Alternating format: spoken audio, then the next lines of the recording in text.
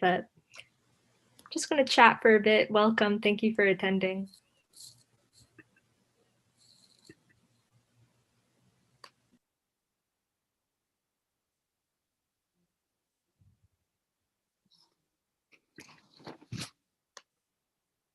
I'm going to put a link to the Yemen Day of Action in the chat for everyone if you're interested in joining on Monday. 300 organizations, 17 countries are all protesting for Yemen on Monday.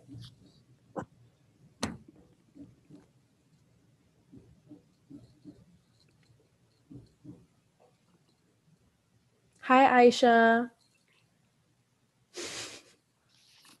So I'm supposed to open the chat. See what's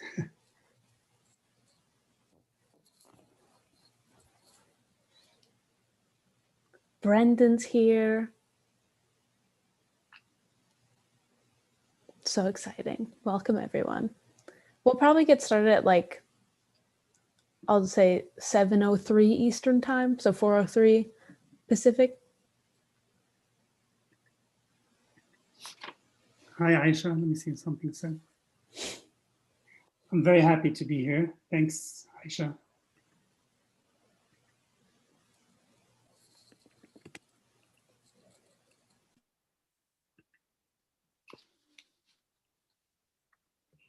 Hi, Layla.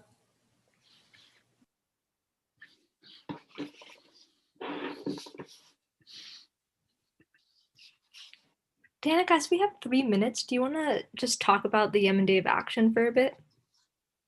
Yeah, totally. For everyone who's already tuned in, on Monday, January 25th, there will be a World Says No to War on Yemen Global Day of Action happening. 300 organizations, over 300 organizations, have all signed the call to action to end foreign aggression on Yemen. CODEPINK and Yemen Relief and Reconstruction Foundation are joining the call. There will be in-person protests happening all over the world, in the US, Canada, Spain, Germany, I think. And there's going to be a global webinar. I'll send the link again for everyone. You can RSVP to the in-person protests or the Global Day of Action webinar. There will also be a social media toolkit posted soon for people to engage with on social media that day. And the demands are to stop foreign aggression on Yemen, stop arms sales to Saudi Arabia and the UAE, and restore all humanitarian aid to Yemen, and also end the blockade on Yemen. Demands might differ depending on what country you're from. For the US, it's stop US support for the Saudi-led coalition. In Canada, it's like stopping arms sales to Saudi Arabia. All right, so we'll get started in another minute. Thank you everyone who's tuned in so far. Yes, like Aisha said in the chat, Danny Glover will be speaking on Monday at the webinar. Jeremy Corbyn, Dr. Cornell West. Very exciting stuff.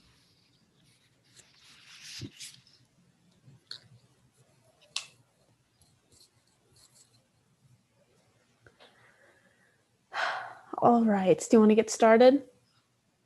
Yeah. So, hello everyone. Thank you all for joining us today for the 3rd episode of Beyond the War. Yemen Relief and Reconstruction Foundation, YRF, and CODEPINK are hosting the series. My name is Arwa. I volunteer with YRF, an organization that provides relief in Yemen and advocates in the US to end the war. My name's Danaka. I'm a Yemen campaigner at CODEPINK. CODEPINK has been working with Yemen Relief and in coalition with other organizations to stop US involvement in the war in Yemen for years. And on Monday, January 25th, CODEPINK and Yemen Relief are participating in the Global Day of Action for Yemen. 300 organizations in 17 different countries are coming together to call for an end to the war on Yemen. And I will put that link in the chat throughout if anyone wants to check it out. As many of you know, Yemen is experiencing the largest humanitarian crisis in the world. That's a crucial issue that needs to be addressed. However, Yemen has a rich history and culture that also deserves attention. The Beyond the War series aims to showcase Yemen outside the context of war and center Yemeni voices. We hope to break stereotypes and build solidarity with Yemeni communities. Today, we have Louay Z Alwazir with us to discuss Yemeni architecture. Louay Z Alwazir is a Yemeni-American architect who is passionate about culture and heritage. He has traveled, worked, and lived extensively in the US, Middle East, and Europe, eventually living in Sana'a for several years. His time in Yemen developed his in-depth knowledge of Yemeni culture, heritage, and architecture. For further information, please refer to his bio. Anyone attending can ask questions throughout the event. Please use the Q&A section and leave the chat for just comments and some talk. And we will get to those questions after Louay's presentation. So with that, I will hand it over to him. Hi, good evening. Thank you for that introduction.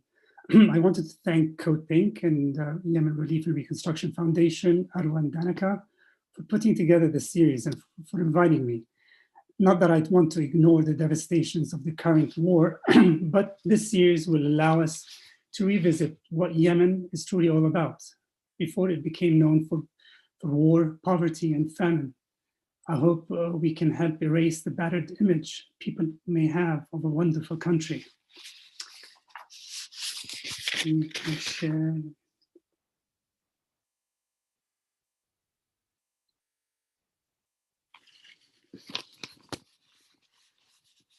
Reflections on Yemeni architecture. I'd like to begin with 3 images: aerial views of villages during different seasons, arid winters through summer's lush green from after the monsoon rains. These experiences are starkly different, yet linked by common characteristics that transcend time, form, and spirit. Tonight, I hope to give you a glimpse of how wonderfully translucent Yemen's culture and heritage are. Though one of the poorest countries in the world, Yemen has one of the richest cultures. It is a beautiful country, not only for its impressive and picturesque vistas, or for its imposing architecture, but also for the sophisticated societies that once thrived there. It was called Arabia Felix by Roman geographers. In Yemen, human settlement traces back to 3,000 years. It is where ancient kingdoms, Himyar, Saba, and Ma'in, flourished. 2 great structures of these times were, or are, 8th century Marib Dam, 7th century Temple of Bilqis, known for the biblical account when Queen Sheba met King Solomon.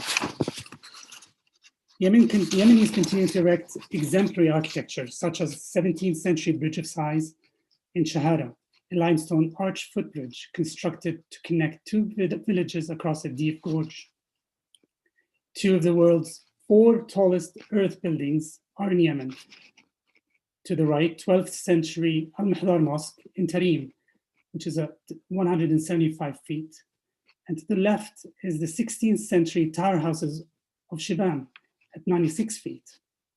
The center image is the 8th century Great Mosque of Sana'a, is known as the first mosque built outside Mecca and Medina. These centuries-old buildings still stand today and are proof of superb ingenuity and craftsmanship, a legacy that Yemenis are proud of. Yemen is a land of geographic diversity, where terrains change quickly, from coastal plains to rugged mountains to fertile plateaus. This is why Yemen's inhabitants were isolated and why they built for survival. For inhabitants of these rugged highlands, farmland was scarce and tower houses were ideal. Villages were built in densely populated areas, so land is efficiently cultivated around them. Spectacular multi-storied, thick-walled, vernacular homes, strategically built on cliffs, dot Yemen's mountain range. These camouflaged towers seem as if embroidered into their landscapes, highlighted by white plaster windows. If not for the white gypsum tracing windows, these structures would fade into their surrounding and be unnoticeable. This scene is a reflection of this deeply conservative and insular society, two characteristics that have defined building traditions.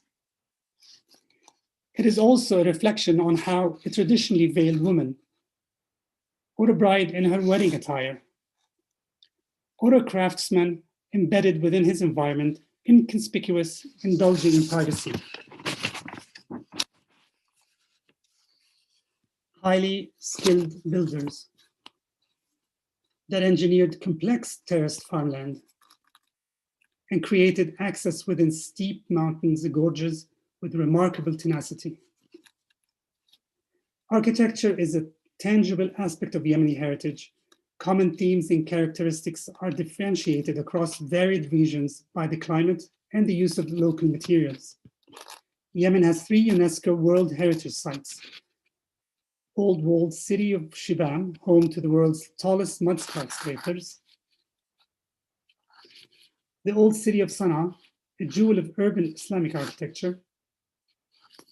And the historic town of Zabid, a distinctively developed yet unfortunately neglected town. Examples of other regions' village mud architecture to sophisticated multi-story tower houses show similarities and differences in materials, treatment of windows, and type of detailing. This is beautiful Hababa. Sophisticated palaces of Wadi Dawan and Wadi Zahar. Mud towers of the southern plains. Tower houses of Jawf in the north and Shabwa in the south. Water scarcity forced villagers to develop viable retention pools called barik in a myriad of forms and shapes for use for the house or even the children to swim in. At an altitude of 7,200 feet, above about 1.36 miles above sea level, and inhabited for more than 2,500 years, Sana'a is one of the world's oldest continuously inhabited cities. Religious and socio-political heritage can be seen in the 103 mosques, 14 hammams, and over 6,000 houses, many built before the 11th century. Strikingly homogeneous, the old city appears as one coherent structure.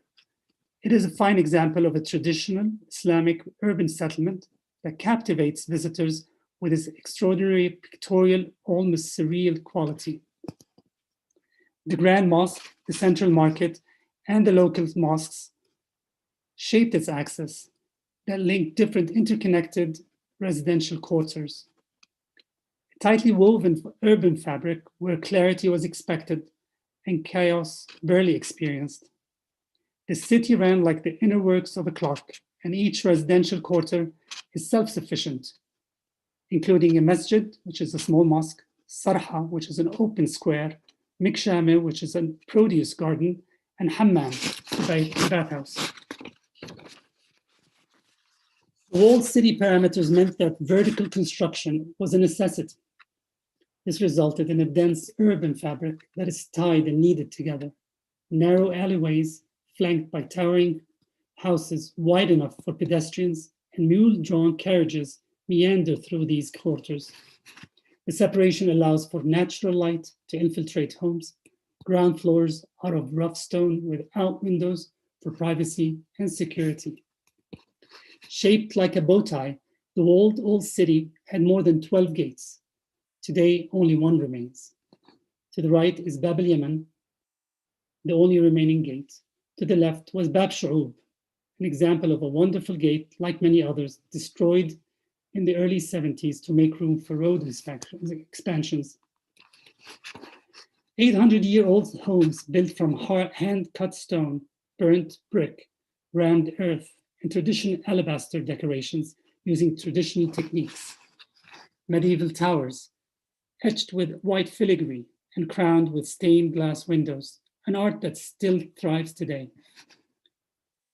Averaging 5 stories high, some as high as 9 floors.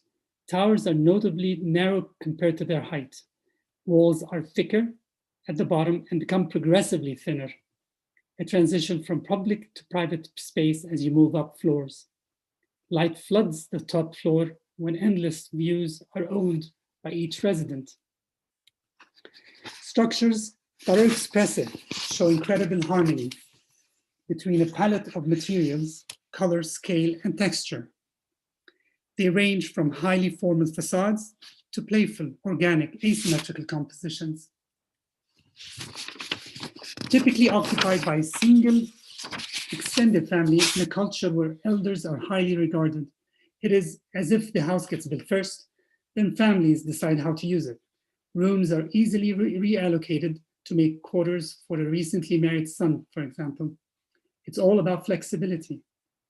A center ventilated stairwell serving all floors provides the main structural support and cross ventilation for the entire house. The Dihli's ground floor foyer, seen on the left here, and first floor are used for storage, a cow, firewood. At mezzanine, grains, a very important commodity, is stored. First floor has a large rectangular diwan used for weddings, births, and funerals. Living quarters are on the second and third floor with a kitchen to the side conveniently located to serve the entire house. These two floors are the primary women's quarters with access to a screened and private outdoor terrace. Bathrooms are off the stairwell facing the north side. Fourth floor is living space for the elder member of the family. The fifth is the mafraj, a special reception room used by elders and their guests for afternoon gatherings to smoke water pipes, shugat, and read poetry, exchange conversations, or listen to the Rhode, the Yemeni lute. A lot of decorative attention is awarded to the mafraj with intricate plaster reliefs, niches, and shelves. Tower houses emerge in many forms and endless contour lines, visualized as one walks through the narrow, winding paths. Tower houses emerge in many forms.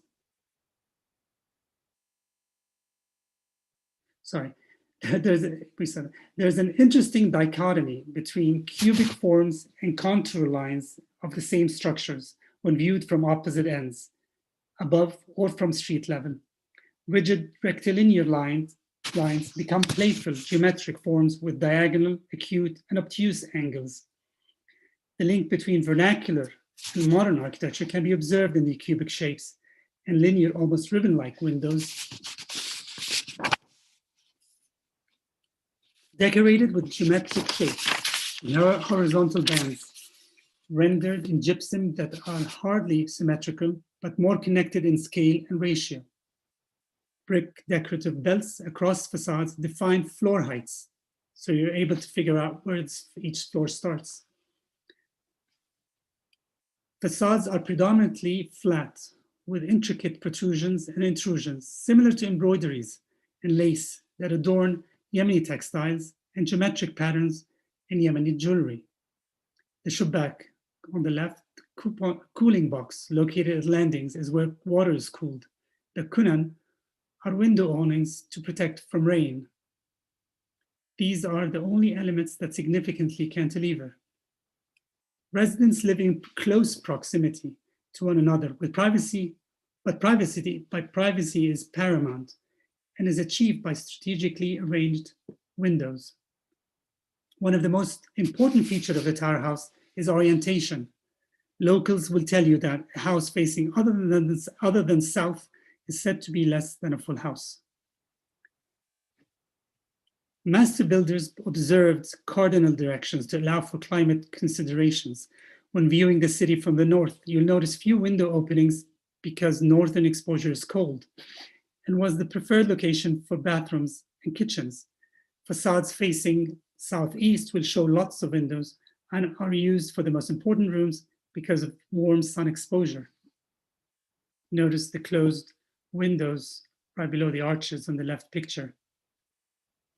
Children and the elderly use pathways and open spaces as common areas for their daily socializing. They always meet one or the other. There may seem to be a lot of repetition, but in reality, there's variety. Lines, curves, protrusions, indentations, belts, defined corners are characters of Yemeni architecture, intentionally placed, but sometimes appear haphazardly. The end result is harmonious collaboration of elements that resemble musical notes. Facade datum lines are playful and may seem to ignore a neighbor's alignment or design motifs, but in fact, it is the interplay within these elements that constitute coherence categorized by an overall design. Like henna, stark white plaster detailing illuminates the earth-colored building and reflects the clouds. Those two images show a man and a woman walking through the alleyways to give you a sense of scale. The appeal of the old city is that homes are more soundproof and comfortable than modern concrete homes because of the use of the natural materials in thick walls and roofs. These homes take advantage of thermal mass, the ability of a material to store heat, and with sufficient thermal mass, buildings ensure excellent thermal performance, which means materials absorb this and store a significant amount of heat, allowing for comfortable indoor temperatures during the cold winters or hot summers. In doing so, a stable indoor temperature without the need for artificial mechanical systems is achieved. Additionally, an ingenious method to protect against earthquake risks was the use of built-in timbers in the walls that tied building elements together to withstand movement. Nowadays, these important safeguards have probably been overlooked for economic reasons. A beautiful feature of Sana's residential towers are their windows. Very low sills allow for easy viewing and more seating. Notice that windows cater more to a person seated rather than one who is standing.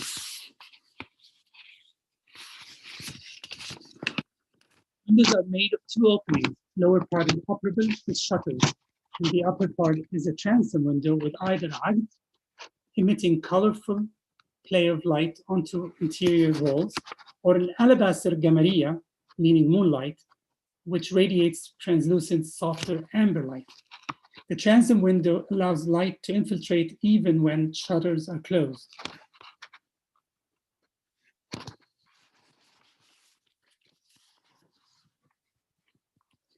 From the outside, at night, when street lighting is minimal, windows radiate amazingly effective colorful hues. During the daytime, these windows will reflect these colors onto interior walls. It's a strong duality that benefits both spaces at different times, an interior space and an exterior space, which is public. So there's benefit even to the public. Gamariya, which is made of alabaster, diffuses the full intensity of sunlight evenly around a room, but reduces its glare. It's mostly set in walls facing either east or west because the sun is lower in the sky during the morning and the afternoon. In bathhouses, hammams, alabaster panes are set into domes, resembling bathing under the moon. The circular windows are these gamariyas.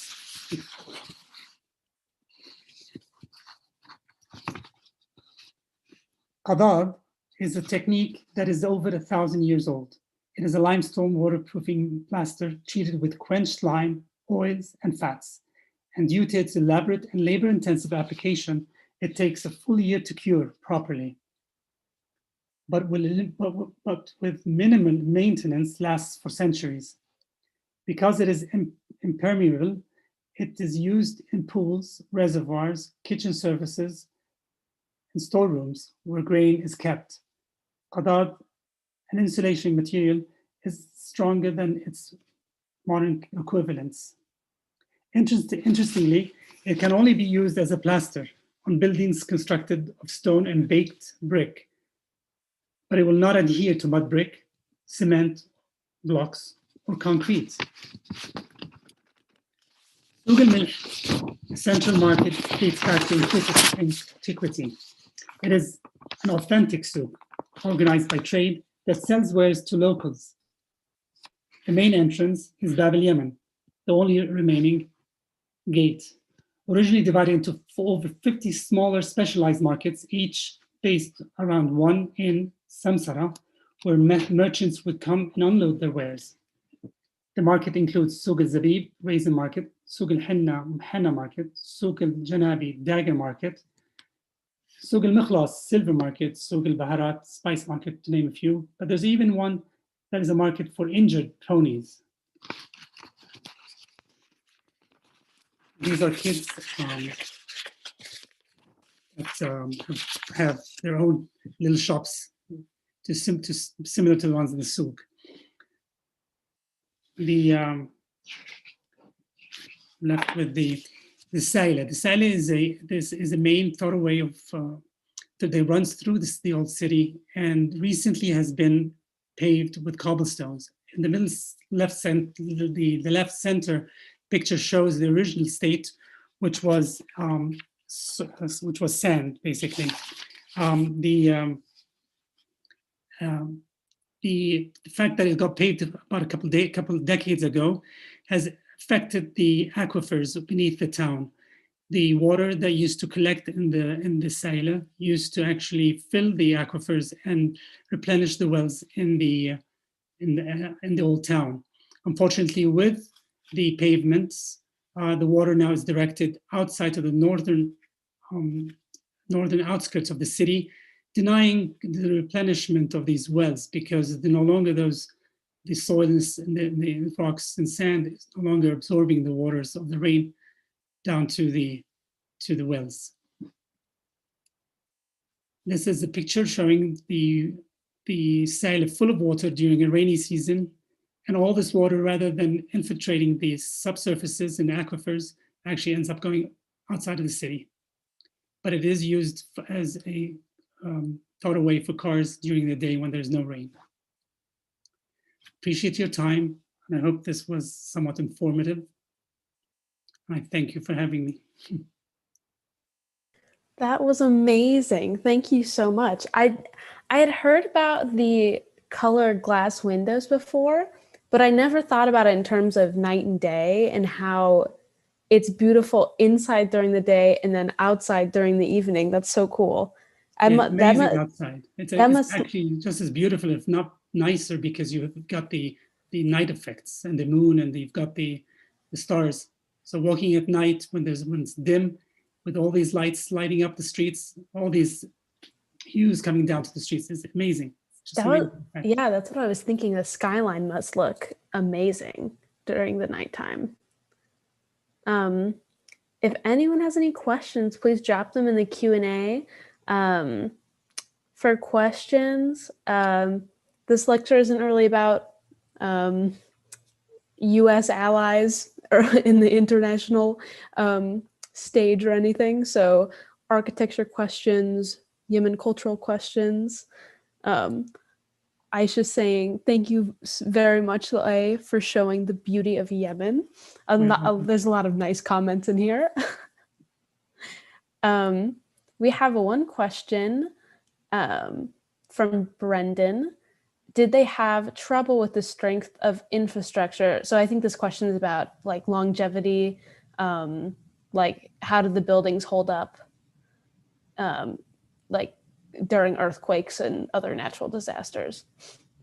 I mean, Yemen is prone to earthquakes, and there's one that happened a few decades ago, not too far from Sana'a. These structures have been standing up for 800 years on average, 600, now I should say 600 on average, and some much longer, and they've done well. The issue of earthquakes is not really an issue. I think it's more about the lack of maintenance that's going on because of poverty and insecurity and other issues.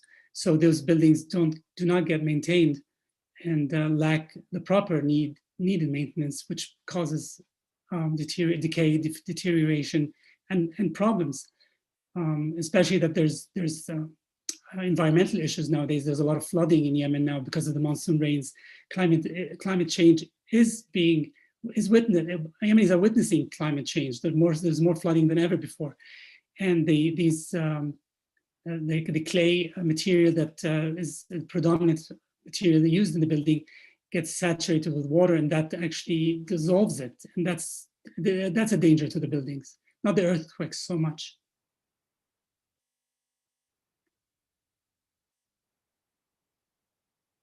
We have another question from Aisha, and she wants you to discuss the difference between structures in the highlands versus the desert.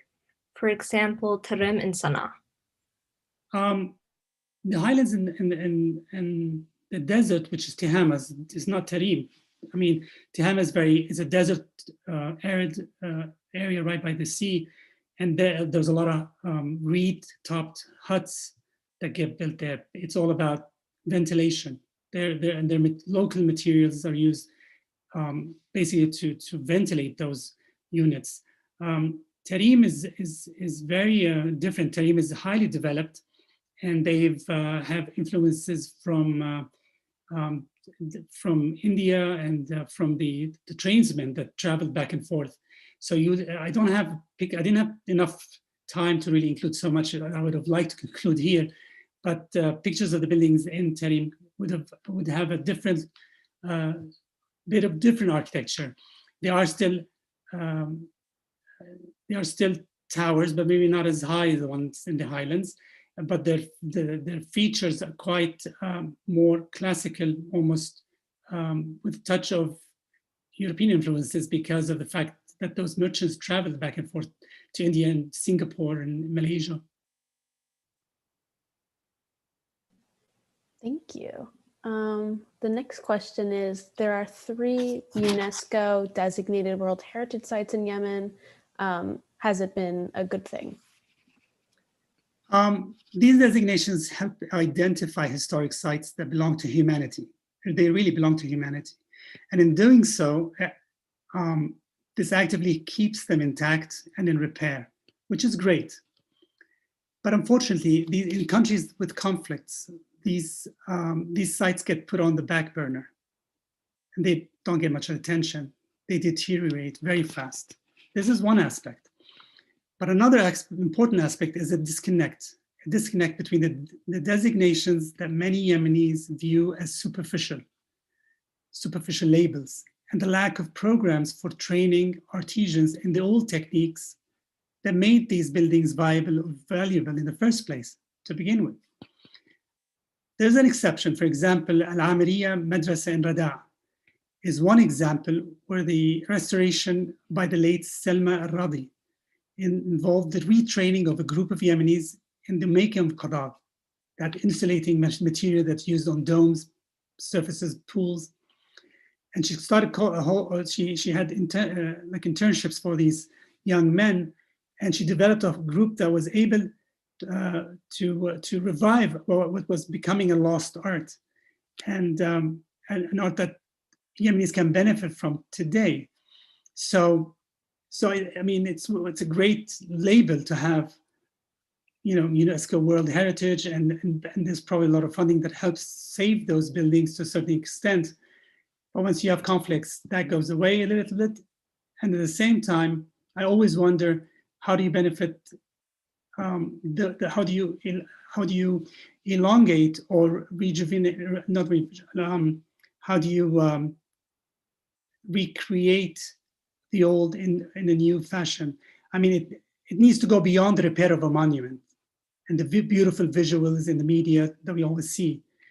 It has to be more about helping locals achieve again the sophisticated techniques that were once their own.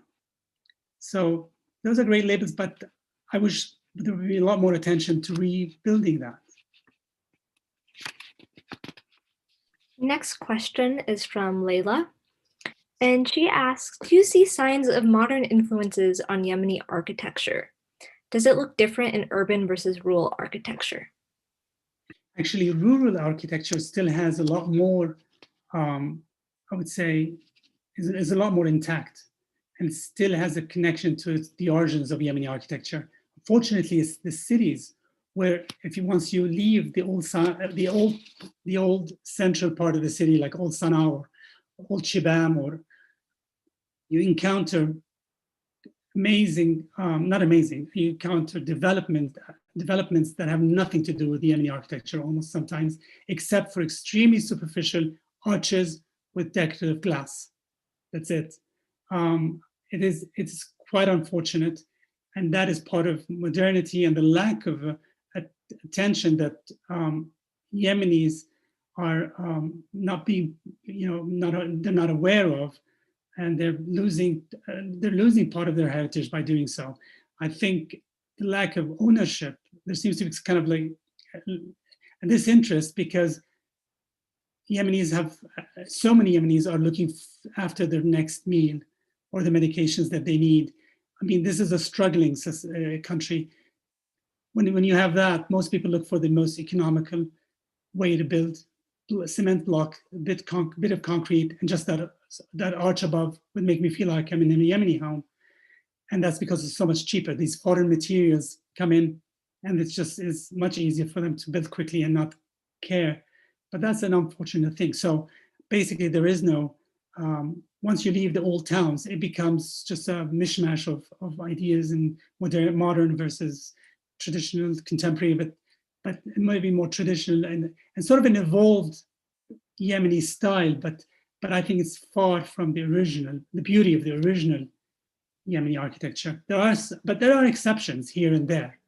And I wish Yemenis would pay attention to those exceptions and make them the rule. Thank you. Our next question is from Aisha. She said, you mentioned how the building considered the weather and the environment. Can you elaborate a bit more on that?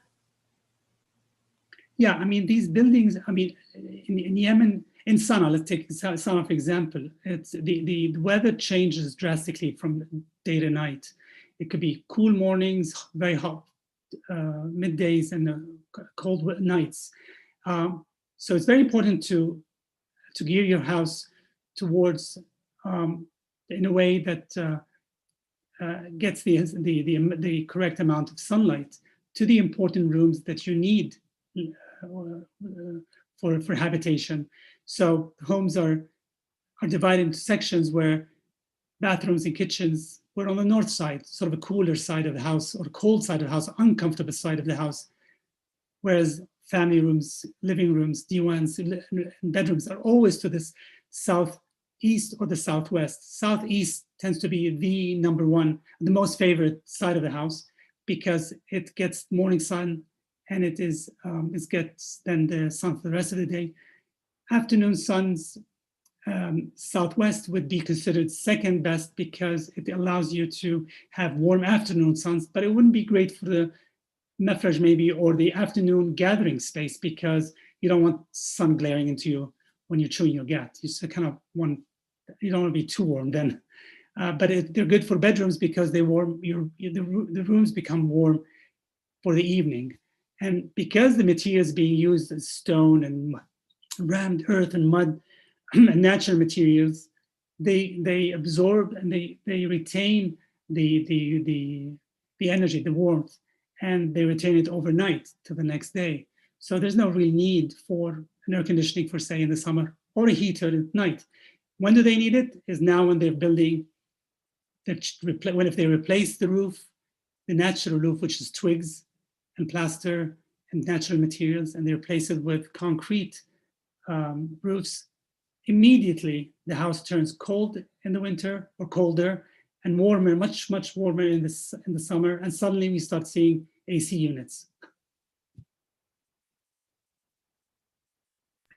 This fits in really well with an audience question by Wasig, which is, how does the material by which a building is built in Yemen differ from the United States? I mean, if you go to New Mexico, I think it's probably quite similar. Is he talking about today's building, or is he talking, I don't know, is it today or the original Yemeni architecture? I want to say the original Yemeni architecture. Yeah, I mean, it's commensurate to adobe architecture in New Mexico, for example, or Arizona. I mean, the use of natural materials that are available right there. It's not imported. It belongs to the land there, and it works well for the homes that they build. Nothing is brought from far away because it just doesn't work for that area or for that environment. When you build from local materials, you do solve that issue. And that's why in adobe architecture in New Mexico, I'm sure it's once you're in one of those structures, it's a lot more comfortable than being in concrete building there.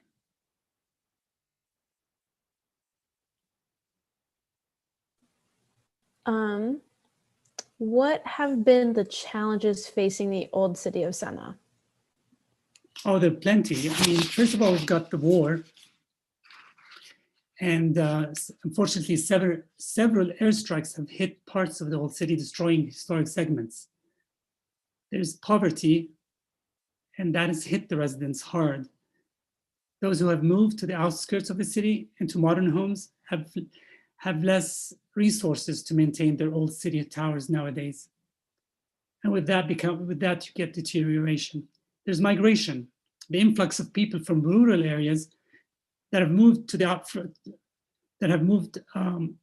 or who have found refuge in the old town are not equipped and are not financially able to care for these towers. And they're not the original inhabitants, so they might differ from where they were living, so they take care of them less.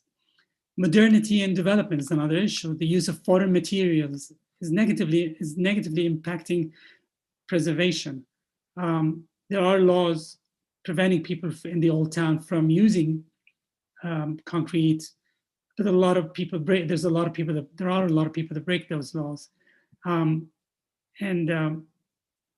The development around, I think, it's not just the old town and that is walled. It's actually even the peripheries, the immediate peripheries have changed because of modernity. And as a backdrop, there's kind of a strange disconnect there. Environmentally, the effects of climate change, floods have devastated many homes. Recently, this was on the news, how many houses have, because of the flooding, their foundations have been affected. The compressed clay gets softer, and the buildings can crack, and some of them actually have fallen. Roofs have suffered a lot because of negligence and because of the extra or the intense weather changes that we've seen in the recent years. A lot more rain, and when it rains, it really pours. So there are quite a bit of challenges, but I think the hardest, I think, is the fact that there's a war going on. So even if there are good intentions about trying to mediate, help, alleviate some of these issues, it is hard to do. It is very hard to do. But we look for the future. Our next question is by Sanana. I hope I'm pronouncing that right. Where she's notes how she's stunned by the tower houses that are so unique to Yemen. And I think when most people think of Yemen, they think of them as well. And she wants to know why is it that this is developed in Yemen specifically? I know you touched on that a bit in the presentation about how these buildings in Sana'a have to do with space, but if you want to expand on the tower houses or skyscrapers, whatever you would like to call them. Right. I think several issues. I think because of the diversity in the terrain, and it's usually hard terrains, difficult terrains, security was an issue. So I think tower houses probably were devised from guardhouses. So it started out as a small guardhouse, and that worked well. It became a larger house and a larger house. And because people needed to make sure that they have enough landscape, enough farmland around them, so the terrace that they can landscape, they needed to group together and build together small units. So you'd see Yemen's mountain ranges dotted with different villages, not one big village together. They're just dotted. So this extended families would take this cliff, and the extended family would take that cliff. And then they may be related, but they're really groupings all over the mountains. And each would have to build higher because it provided security. It provided more land to cultivate. If they didn't do it that way, those mountains are very steep. How could they cultivate then? So it's security and cultivation, two issues that I think brought about this prototype. But also I think Yemenis love their views. And many of those towers, if you're on the top floor enjoying your coffee, let's say, the view is just breathtaking. What I kept thinking about during your presentation is how architecture promotes the use of public space. I feel like in the United States, American architecture does not encourage the use of public space. Like, we have public spaces that have very intended and purposes, like parks. We go there to have picnics or play on a playground, and it's very intended for that purpose. But our architecture rarely invites us to use the space in a way that's our own. So I felt, I got the vibe from your presentation that Yemeni architecture does promote the use of public space. I was wondering if you could talk a little bit more about that. Yes, I think in the old towns, whether it's in the south, in Shibam, Tarim, or in Sana'a, the north, anywhere you go, any of those central historic towns, public streets are really an extension of the house. It is not public, and it is public, it's just shared space. It's common space. It's for where you and your neighbors would hang out, not necessarily at either one's house. Sometimes it has to do with the fact that this is conservative society, so men wouldn't want to be going into other houses. It might be a little more difficult. It has to be prearranged, but it was just so much easier in those public realms. Kids also enjoy the space, because those tower houses can be narrow for kids, and they need room. Although there are mikshames, which are the produce gardens, but they don't want kids there because then all the tomatoes would be burst. So these pathways and alleyways and squares, which are called sarhas, these kids have a lot of room to enjoy. The elderly, especially, I've noticed in those old towns, in the old cities, is that they enjoy sitting in the sun as part of their health regimen. It's a way to be outside, get the sun, get their vitamin D basically, and chit chat. And the old ladies would be by themselves. The old men would be on the one side, and there are a lot of nooks and crannies within the old town. Find spaces like that. There are abundance of them. Thank you. Also, the quick note about the views from the tower houses, I remember as kids, the top floor was like the fancy living room for very special occasions. And we would always just sneak up there as much as we could to look outside. It was our favorite place. Pardon? Yes, I agree. Yeah. That brings me, as members of the diaspora, to our next question by Auden. Hi, Auden. Which is, how are the spaces or features of traditional architecture replicated in the homes of the Yemeni diaspora? Here, you mean how they're replicated overseas? Overseas. And this could be architecture itself, or maybe features of the house. Yeah, I mean, mostly I've noticed that it's actually fabric, textiles, jewelry, materials like that are widely used. And I think if you go to any Yemeni's house, you will see something of the sort. A lot of fabric. Yemen, all regions of Yemen have individual type of textiles. They differentiate completely. A veiled woman in Sana'a is identified by her veil, sitara. Whereas a veiled woman in the south, for example, in Tarim or Mukalla, will wear a different veil, different type of material, different colors. If you go to the Midlands, Central Highlands, it'll be a different type, different color. So I would say that's a whole story in its own. I mean, there are varying ways of identifying a Yemeni by the textiles that they wear, especially women, and also men, I would say too. So once in the diaspora, I think textiles has been one element that is commonly used and identifies Yemenis and the different regions they come from. They use them on furniture, they use them on fashion.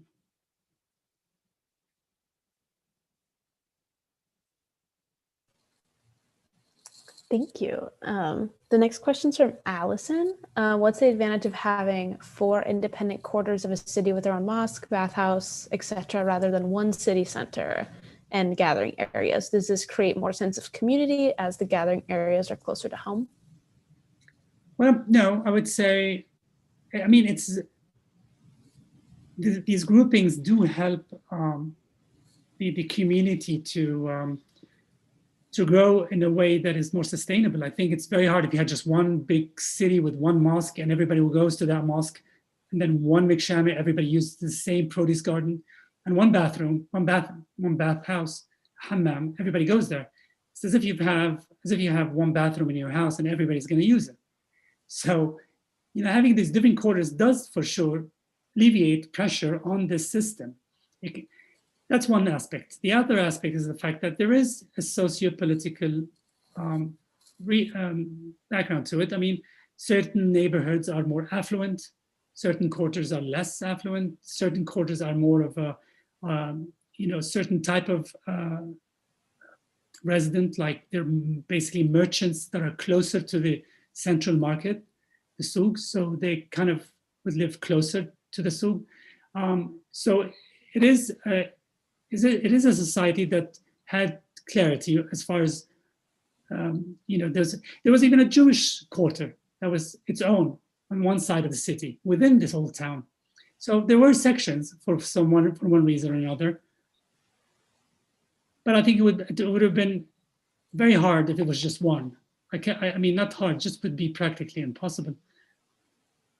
And things grow. I mean, it may have started at 3 quarters and at 3 quarters, but then it became 5 and 6 and 7. They kind of grow with time, over centuries. I mean, but let me add one thing. But there's only one great mosque. The main mosque is a central feature of Old Sana, for example. In Shibam, the central mosque is also the central unit of the old town. So there's one large mosque that is the central unit, but then there's small masjid, which is a small. Before we shift into the next question, I want to just, because you touched on textiles, and I put this in the chat as well, but our second episode, we featured the Yemeni-Bosnian-American artist, Alia Ali, who does a lot of work with textiles. So if you're interested in Yemeni textiles, feel free to check out her work, website, Instagram, and episode 2. And our next question is based on a comment from Hannah, who said, "I love how Yemeni architecture transforms as if it lives. This isn't something you see very often." I was wondering if you could touch on the flexibility of Yemeni architecture a bit more. What was the first part of the question? I love how Yemeni architecture transforms as if it lives. Right. I mean, sustainability, I don't know. I did mention something about how these tower houses are basically built first and based on and it's for an extended family. So the head of the household would build a large home with anticipation and knowing that he's going to have children and grandchildren and whatnot. And once he's built this big house, everything within that house can change easily. Diwans can become bedrooms, quarters can be changed and given to a newlywed. A separate diwan can be given to a daughter that has a child and she wants to live in the house. When she moves out, it becomes another child's room. Nobody's there, it becomes a main diwan for social gatherings. Things kind of evolve and never really as stagnant. The building is quite rigid and there, but everything inside of it can change. And once the head of the household passes away, the next in line, his son, the eldest son, would move up to the fourth floor and use that top room and the mafraj for his own. So there's always a continuous not movement, but sort of an evolving, it's an evolving nature. I mean, it doesn't just stagnate and then when somebody is fed up, they sell the house and they move to another town. There's no such thing. Nobody sells their home and moves somewhere else. Everybody owns that house. I mean, once somebody buys that house or builds that house and it's passed down generations and generations and generations. Fortunately, because of today, as many Yemenis from the old town have moved to the outskirts, they've left behind these beautiful structures. And if they don't maintain them, or they don't rent them out to somebody who will take care of them, that is lost. It becomes an empty ghost town, or empty ghost, the house becomes empty, without a soul, without a life. And that's very unfortunate. And that is happening quite a bit. Instead of revitalizing those homes, some of them are just let go. And I would hope that when this war is over, that great attention would be given to the issues, social issues, not just building. It's just, how do you solve, how do you keep an old city like Sana'a alive? How do you keep the old traditional ways of life, add a bit of modernity, add a bit of creativity? I mean, we need to be modern. We can't just live like in the Ice Age. But how can we do it without eliminating the beauty? I mean, you notice in some of the pictures, there are all the satellite dishes, there are water tanks on the roofs. And there may be ways of doing, we need water, we need to collect them, we need tanks, and we need maybe satellite dishes. But there may be a way to do it where that modernity doesn't necessarily take away from the old, but actually it can add. It can be another layer that we are as part of our lives today. I'm not against those things, but it just has to be done properly. That, in addition to the fact that those homes have to continue to evolve, where sons and children and grandsons and continue to move in those rooms and fill them one at a time, up and down the road, up and down the townhouse, up and down the tower house. So in that sense, I think it evolves. I don't know if I answered this question. But... I think you did. So we'll have one more question and then we'll wrap up. Me and Arwa, I think both wanted to choose this question because it has the potential to become the second Jinn story of our 3-part series so far, potentially. Ellen is asking, is there any folklore surrounding traditional architecture, legends of the architects, jinn, or monsters linked to particular buildings? There are. I mean, there's one. When I was in Old Sana'a, I was taken by a local once. And I don't know the story exactly, but there is a name to it. There's a corner of one street, and it's a store, it's a wall, and it's a masonry wall that once local Yemenis walk by that corner, they've got a spit on it. And it has to do, I don't remember the story exactly, but and there's a name for that corner, and only locals know it. And I was surprised because there was some fresh stuff when I went by. And it has to do with spitting on, I don't know if it's the jinn, but some evil spirit, some wrongdoing.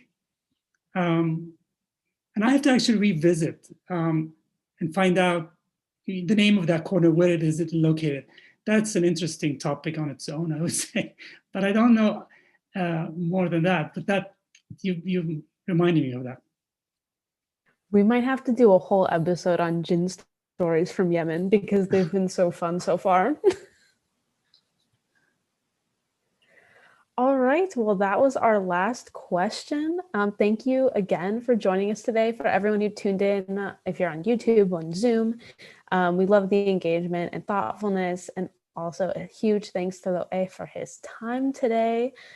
Our next event is going to be on the 19th, on February 19th. It's going to be about Yemeni coffee.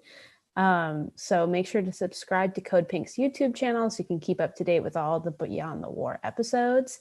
If you miss any, they'll be up on our YouTube. Thank you to Yemen Relief, and thank you to Louay again, and thank you to Arwa. If anyone has any final comments. I just wanted to say thank you so much for having me. Thanks for the series. That's such a refreshing thing to go through, instead of what we've been talking about and listening and seeing on the news. But let's keep Yemen in our prayers, hoping that this war would come to an end, the blockade would be lifted, and Yemenis can live again like human beings, because they really are not treated as human beings today. It is a cage, and it is ugly in Yemen now. And I'm really being hopeful that with this new administration, we could see some positive measures taken to alleviate this this suffering of the Yemeni people. Thanks again for having me. Thank you so much. And remember, everyone, participate on Monday in the Global Day of Action for Yemen so we can end this blockade and end the war. And tune in on February 19th. Thank you, everyone. Have a great night.